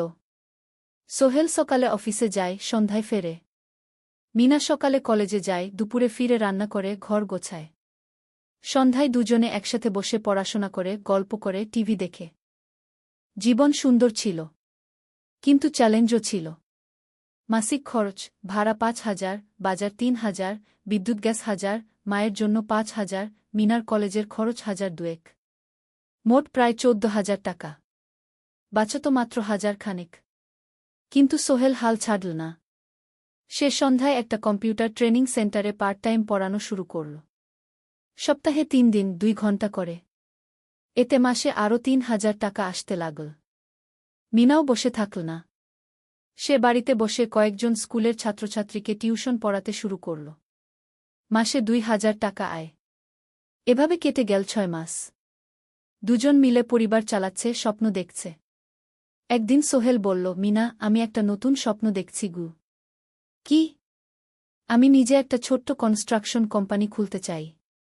ছোট ছোট প্রজেক্ট নেব। বাড়ি মেরামত, ছোট বিল্ডিং বানানো, এসব। তোমার কি যথেষ্ট অভিজ্ঞতা আছে? আছে। আমি 2 বছর ধরে এই কাজের সাথে জড়িত। অনেক কিছু শিখেছি। আর আলী সাহেবও আমাকে সাহায্য করবেন। কিন্তু টাকা কোথায়? কোম্পানি খুলতে তো অনেক টাকা লাগবে। আমি জমাচ্ছি। আরও 1 বছর কাজ করব। তারপর চেষ্টা করব। মিনা তাকে সমর্থন দিল। তুমি পারবে। তোমার মধ্যে সেই শক্তি আছে। 9ম অধ্যায়, চ্যালেঞ্জের সময়। কিন্তু ভাগ্য সবসময় অনুকূলে থাকে না। সোহেল যখন স্বপ্ন দেখছিল নিজের কোম্পানি খোলার, তখনই একটা বড় সমস্যা এলো। আলী সাহেবের কোম্পানি একটা বড় প্রজেক্ট পেয়েছিল। একটা 10তলা বিল্ডিং বানানোর কাজ। কিন্তু প্রজেক্টের প্রধান ইনভেস্টর হঠাৎ পালিয়ে গেল। তিনি কোম্পানির কাছ থেকে প্রায় 50 লাখ টাকা নিয়ে গেছেন, কিন্তু কাজ শেষ হয়নি। কোম্পানি বড় ক্ষতির মুখে পড়ল। আলী সাহেব অনেক কর্মচারীকে ছাঁটাই করতে বাধ্য হলেন। প্রায় 10 জনকে চাকরি থেকে বাদ দিলেন। বাকিদের বেতন কমাতে হল। সোহেলকে আলী সাহেব ডেকে বললেন, সোহেল, আমি তোমাকে রাখতে চাই। তুমি বিশ্বস্ত কর্মচারী। কিন্তু তোমার বেতন কমাতে হবে। 15,000 থেকে 10,000 সোহেল মনে মনে চিন্তায় পড়ে গেল। 10,000 টাকায় সংসার চলবে কিভাবে? মায়ের খরচ, ভাড়া, বাজার সব মিলিয়ে তো 14,000 টাকা লাগে। কিন্তু সে কিছু বলল না। ঠিক আছে স্যার। বাড়ি ফিরে সোহেল মিনাকে সব বলল। মিনা চিন্তিত হয়ে গেল। এখন কি হবে? চিন্তা করো না, আমি পার্ট টাইম টিউশনির সময় বাড়াব। আর তুমিও বেশি করে টিউশন নাও। কিন্তু আমার তো পড়াশোনাও আছে গি। জানি, কিন্তু এখন এটাই করতে হবে গু। সোহেল সন্ধ্যায় আরও 2টো জায়গায় পার্ট টাইম কাজ খুঁজল। একটা দোকানের সন্ধ্যায় হিসাব দেখার কাজ পেল, মাসে 2,000 টাকা। আরেকটা জায়গায় সপ্তাহান্তে কম্পিউটার রিপেয়ারের কাজ পেল, মাসে 1,500 টাকা। মিনাও 3 জন নতুন স্টুডেন্ট নীল টিউশনে। তার আয় বাড়ল 2,000 থেকে 3,500-এ। কঠিন সময় ছিল। সোহেল সকাল 8টায় অফিসে যেত, সন্ধ্যা 6টায় ফিরত। তারপর একটু বিশ্রাম নিয়ে 7:30টায় বের হতো পার্ট টাইম কাজে। রাত 10টায় বাড়ি ফিরত। রবি সোমবার কম্পিউটার রিপেয়ারের কাজ। মিনাও সকালে কলেজে যেত, দুপুরে ফিরে রান্না করত, তারপর বিকেলে টিউশন পড়াত। রাতে খাওয়া দাওয়ার পর পড়াশোনা করত। দুজনেরই শরীর খারাপ হতে শুরু করল। সোহেল একদিন অফিসে অজ্ঞান হয়ে পড়ে গেল। ডাক্তার দেখাতে নিয়ে গেল। ডাক্তার বলল অতিরিক্ত পরিশ্রম, শরীরে পুষ্টির অভাব, ঠিকমতো খাচ্ছেন না মনে হচ্ছে গি। সত্যি কথা, খরচ বাঁচাতে সোহেল আর মিনা অনেক সময় কম খেত। মাংস মাছ কিনত সপ্তাহে একদিন, বাকি সময় শাকসবজি, ডাল। মিনা সোহেলকে বলল, আর নয় সোহেল, তুমি এভাবে নিজেকে শেষ করে ফেলছ। আমার পড়াশোনা বন্ধ করে দিই, আমি ফুল টাইম চাকরি করি গি। না, সোহেল জোর দিয়ে বলল, তোমার পড়াশোনা বন্ধ হবে না। আরও মাত্র 6 মাস বাকি, তুমি গ্রাজুয়েট হবেই গি। কিন্তু তুমি আমি ঠিক হয়ে যাব, চিন্তা করো না গে। কিন্তু পরিস্থিতি আরও খারাপ হলো যখন সোহেলের মায়ের অসুখ হল। হার্টের সমস্যা, হাসপাতালে ভর্তি করতে হল। খরচ 50,000 টাকা। সোহেলের হাতে এত টাকা কোথায়? সে করিম মামার কাছে ধার চাইল। করিম মামা 20,000 টাকা দিলেন। বাকি 30,000 টাকা সোহেল একটা এনজিও থেকে ঋণ নিল। সুদের হার মাসে 2%। মায়ের চিকিৎসা হল, তিনি সুস্থ হয়ে গেলেন। কিন্তু সোহেল এখন ঋণের বোঝায় পড়ে গেল। প্রতি মাসে 3,000 টাকা করে কিস্তি দিতে হবে। সেই রাতে সোহেল আর মিনা বিছানায় শুয়ে কথা বলছিল। সোহেল বলল, মিনা, আমি মনে হয় ভুল করেছি। শহরে এসে বিয়ে করে তোমাকে কষ্টে ফেলেছি গু। মিনা তার হাত ধরল। না সোহেল, তুমি ভুল করনি। জীবনে এরকম খারাপ সময় আসে, কিন্তু এটা কাটিয়ে ওঠাই হলো আসল শক্তি। আমরা একসাথে আছি, একসাথে থাকব, সব কিছু ঠিক হয়ে যাবে। মিনার কথায় সোহেল একটু সাহস পেল। হ্যাঁ, হাল ছাড়া যাবে না। 10ম অধ্যায়, আলোর দিকে। 3 মাস পরে পরিস্থিতি একটু ভালো হতে শুরু করল। আলী সাহেবের কোম্পানি একটা নতুন প্রজেক্ট পেল, একটা স্কুল বিল্ডিং বানানোর কাজ। কোম্পানি আবার স্থিতিশীল হতে শুরু করল। আলী সাহেব সোহেলকে ডেকে বললেন, সোহেল, আমি তোমার কঠোর পরিশ্রম দেখেছি। খারাপ সময়েও তুমি কোম্পানি ছেড়ে যাওনি। আমি কৃতজ্ঞ। আজ থেকে তোমার বেতন আবার 15,000 টাকা গু। সোহেল খুশি হয়ে গেল। ধন্যবাদ স্যার। মিনাও গ্রাজুয়েশন শেষ করল, ভালো ফলাফল করল। সে এখন চাকরি খুঁজছে। একদিন মিনা একটা প্রাইভেট স্কুলে শিক্ষিকার ইন্টারভিউ দিতে গেল। ইন্টারভিউ ভালো হল, তাকে নিযোগ দেওয়া হল। বেতন 12,000 টাকা। সেদিন সন্ধ্যায় দুজনে মিলে একটা ছোট্ট পার্টি করল। একটা বিরিয়ানি কিনল, কোমল পানীয় কিনল। দুজনে মিলে খেল। আমরা পেরেছি সোহেল, মিনা বলল। হ্যাঁ, আমরা পেরেছি গু। এখন দুজনের মিলিয়ে আয় 27,000 টাকা। খরচ চালানোর পর প্রায় 10,000 টাকা বাঁচে। সোহেল এই টাকা দিয়ে লোন শোধ করতে শুরু করল।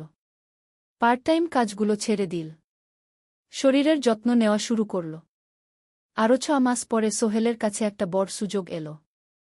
আলী সাহেব একদিন তাকে ডাকলেন। সোহেল, তুমি কি নিজের ব্যবসা করতে চাও? স্যার, আমি তোমাকে একটা ছোট্ট প্রজেক্ট দিতে চাই। একটা 3 তলা বিল্ডিংয়ের কনস্ট্রাকশন। তুমি ম্যানেজ করবে। আমি শুধু সুপারভাইজ করব। লাভের 50% তোমার গু। সোহেল ভাবল, এটা একটা বড় সুযোগ। কিন্তু ঝুঁকিও আছে।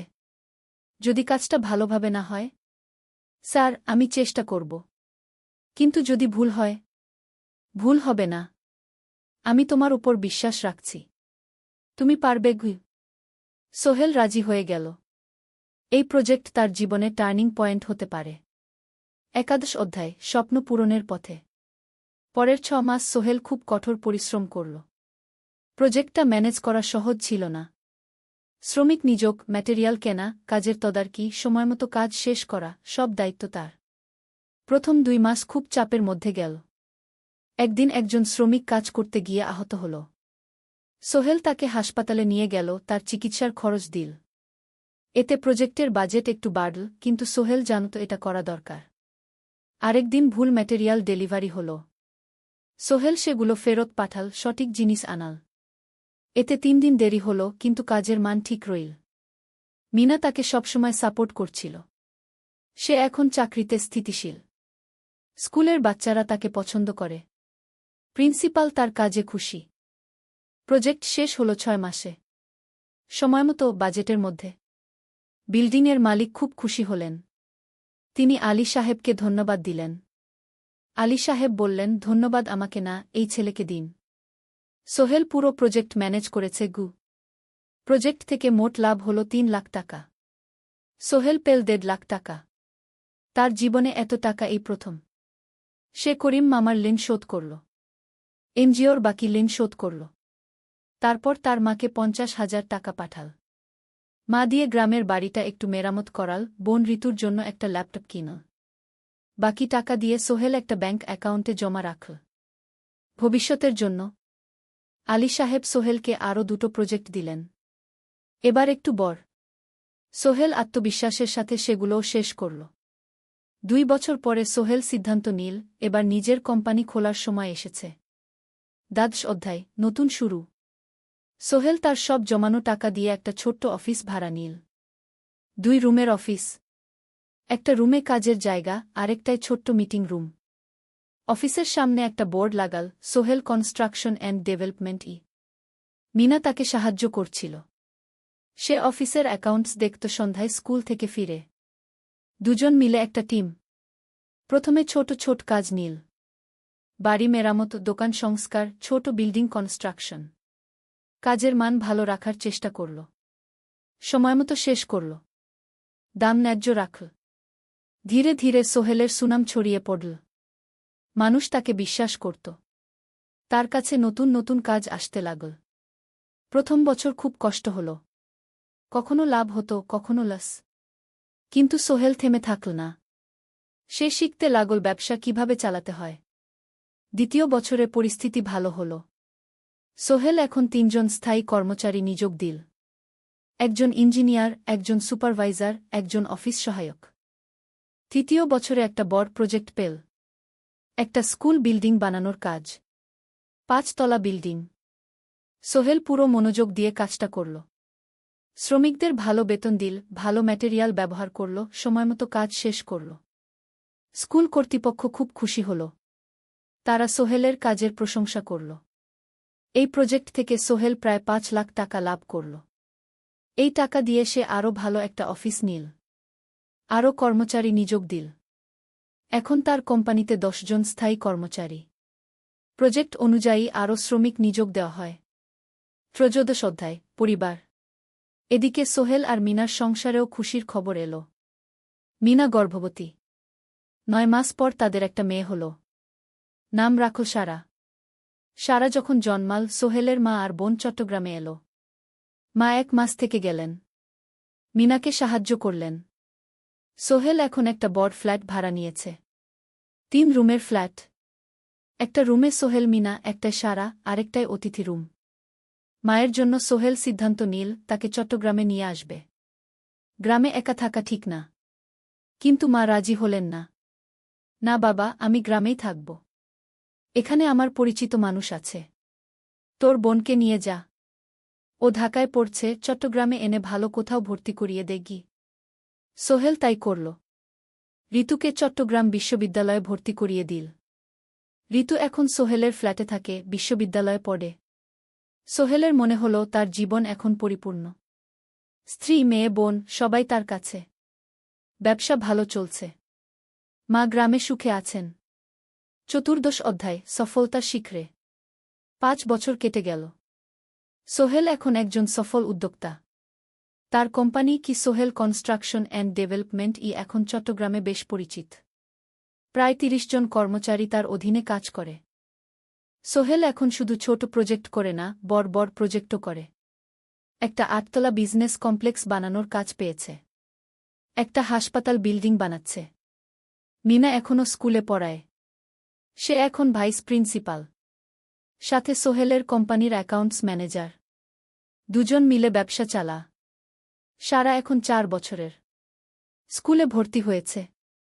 খুব চালাক মেয়ে। ঋতু বিশ্ববিদ্যালয় থেকে গ্রাজুয়েট হয়ে একটা ব্যাংকে চাকরি পেয়েছে। একদিন আলী সাহেব